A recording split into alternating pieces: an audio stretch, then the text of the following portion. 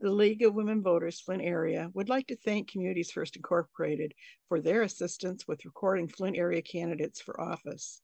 And we also want to thank Flint Beat for assisting with these forums. We want to thank you as well for tuning in to the Flint School Board Forum. Unlike legislative forums, each candidate was interviewed separately and no time limit was imposed. Like the legislative forums, however, candidates were instructed to speak only about their own qualifications and not about other candidates or political parties. 15 candidates filed for a seat on the board. All were invited to do an interview. 13 responded. 12 completed an interview and one was unable to due to a family medical situation.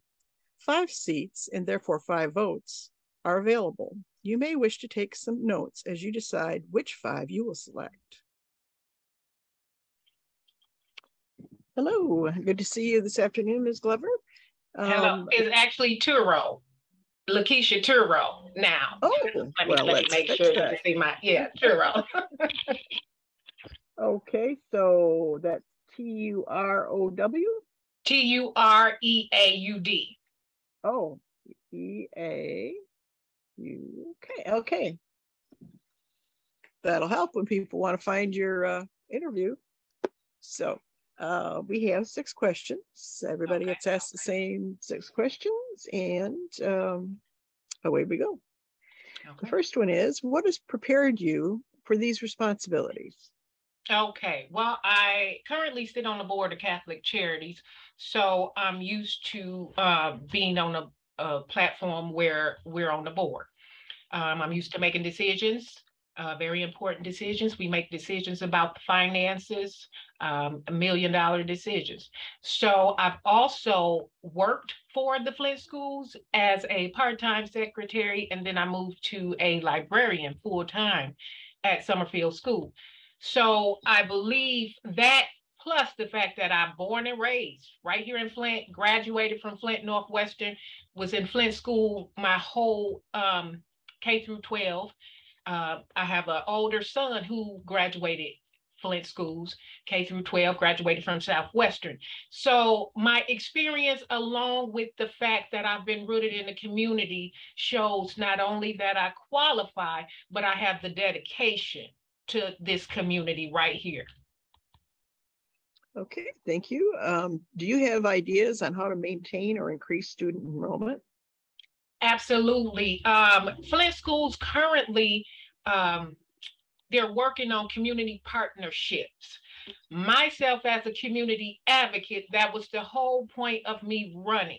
It's because that is the piece Flint Community Schools is currently missing.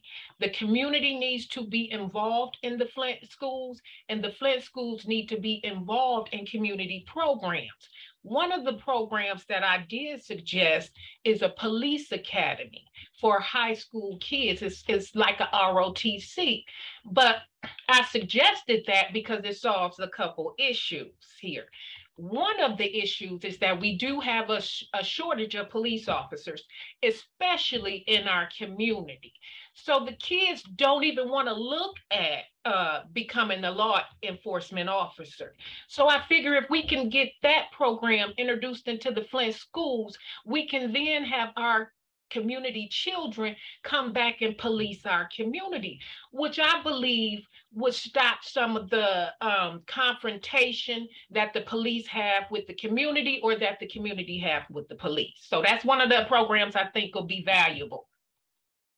Okay, thank you. How is the role of a school board member different from that of a superintendent? Well, the superintendent works for the school board. He's an employee, he or she is an employee. The school board oversees that. So it kind of works as a function of executive branch. It's the school board who oversees the superintendent and hires the superintendent. Mm-hmm. Okay. The next one is, do you have any other responsibilities that might interfere with your attendance at meetings? No. Okay, moving on. Have you or will you be taking the school board training? Absolutely. I plan to take any and all training that they're willing to offer. Okay. And lastly, what do you think are the most important issues that Flint schools are facing? Enrollment and getting the budget under control. With the ESSER funds that came in, I believe 147 million, it definitely helps. And out of that, we can give teachers and staff bonuses.